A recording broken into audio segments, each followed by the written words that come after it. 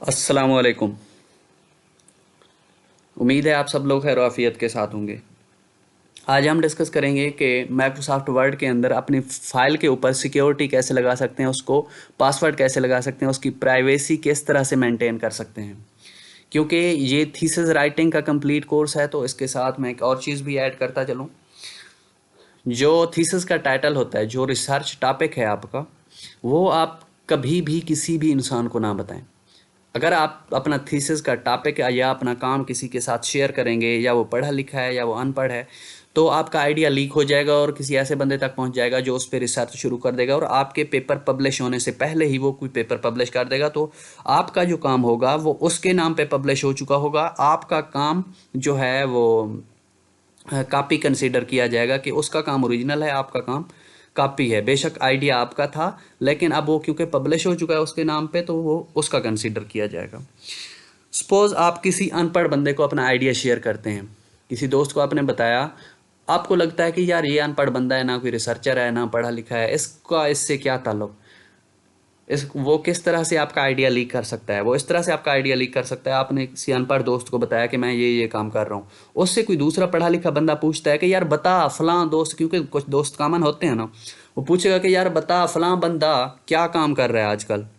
वो उसको बताएगा जैसे आपने उसको बताया था अनपढ़ को कि रिसर्च कर रहा है, फलां टॉपिक पे काम कर रहा है, और इस तरह से वो जाके फिर आगे किसी को बता देगा। तो इस तरह से आपका आइडिया लीक हो सकता है।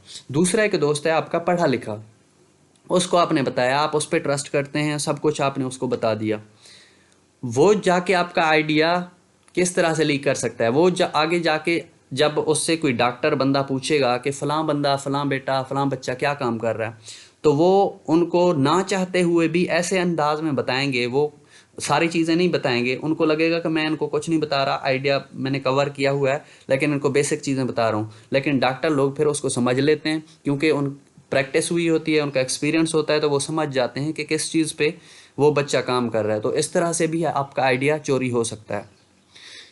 अगर किसी डॉक्टर के पास आपका आइडिया पहुंच गया, क्योंकि आप हैं स्टूडेंट, आपको लगेगा 1 साल किसी रिसर्च करने में, किसी डॉक्टर को सिर्फ 1 महीना भी नहीं लगेगा उस रिसर्च पे काम करने के लिए और उसको पब्लिश करवाने के लिए।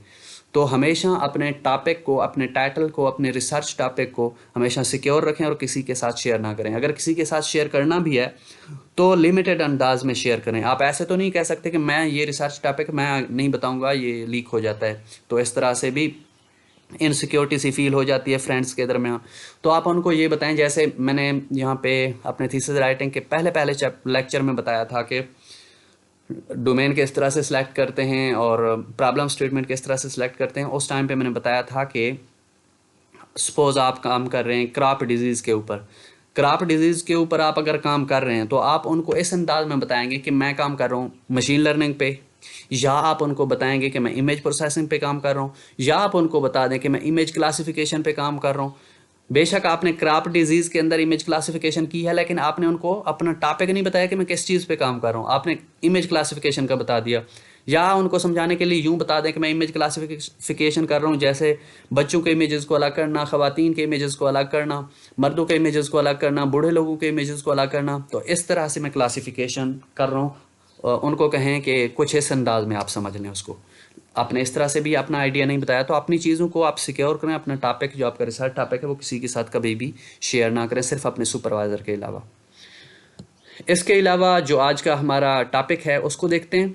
ये हमारे पास फाइल है माइक्रोसॉफ्ट वर्ड की। यहाँ पे आप जाएंगे, यहाँ पे जाने के बाद यहाँ पे सेव एज़ पे क्लिक करेंगे, जहाँ पे आप सेव करना चाहते हैं वहाँ पे आप क्लिक करेंगे। क्लिक करने के बाद आपने यहाँ पे टूल्स पे क्लिक करना है। यहाँ पे टूल्स पे क्लिक करने के बाद यहाँ पे जर्नल ऑप्शन पे जाना है। यहाँ पे पासवर्ड टू ओपन, यहाँ पे आप पासवर्ड कोई लगाना चाहते हैं। अगर आप यहाँ पे पासवर्ड लगाएंगे तो जब आप फाइल ओपन करेंगे, इस पर क्लिक करेंगे, तो वो पासवर्ड मांगेगा। यहाँ पे पासवर्ड टू मॉडिफाई उस टाइम आपका पासवर्ड मांगता है जब आप किसी चीज़ को एडिट करेंगे। अगर आप पासवर्ड इंटर नहीं करेंगे तो आप किसी चीज़ के अंदर उस फाइल के डेटा के अंदर तब्दीली नहीं कर सकेंगे। मैं यहाँ पे लिखता हूँ 1 2 3, यहाँ पे मैं लिखता हूँ 1 1 1। ओपन पे मैंने अलग से पासवर्ड लगाया, मॉडिफाई पे अलग से लगाया। अगर आप सिर्फ मॉडिफाई पे लगाना चाहते हैं तो फाइल आपकी बगैर पासवर्ड के ओपन हो जाएगी, लेकिन मॉडिफाई करने के लिए आपसे पासवर्ड मांगेंगे। यहाँ पे मैंने ओके किया ओके करने के बाद वो कह रहा है re enter password to open, मैंने 1 2 3 लगाया था। ओके वो कह रहा है re enter password to modify 1 1 1। Okay हो गया, यहाँ पे मैंने इसको ओके कर दिया। ओके करने के बाद आपने सेव कर देना है। सेव किया मैंने, मैं इसको क्लोज करता हूँ। क्लोज करने के बाद मैं यहाँ पे दोबारा जाता हूँ, यहाँ पे टाइटल ऑफ थीसिस, ये मेरी फाइल है। वो कह रहा है इंटर पासवर्ड टू ओपन 1 2 3, ये मैंने इंटर किया। वो कह रहा है कि आप इंटर पासवर्ड टू मॉडिफाई, अगर मैं यहाँ पे पासवर्ड इंटर करूँगा तो मैं इसके अंदर एडिट कर सकता हूँ। अगर मैं रीड ओनली पे क्लिक करूँगा तो मैं फाइल ओपन कर सकता हूँ, लेकिन मैं उसके अंदर एडिटिंग नहीं कर सकूँगा, सिर्फ उसको रीड कर सकूँगा। तो आपकी मर्ज़ी है, आप जैसे भी इसको करना चाहते हैं। मैं पासवर्ड इंटर कर रहा हूँ ताकि मैं इसके अंदर एडिटिंग भी कर सकूँ और इसको रीड भी कर सकूँ। उम्मीद है ये सारी चीज़ें आपको समझ आ गई होंगी। अगर किसी का कोई क्वेश्चन है तो कमेंट बॉक्स में ज़रूर पूछें, मैं आंसर करने की कोशिश करूँगा। Thank you so much.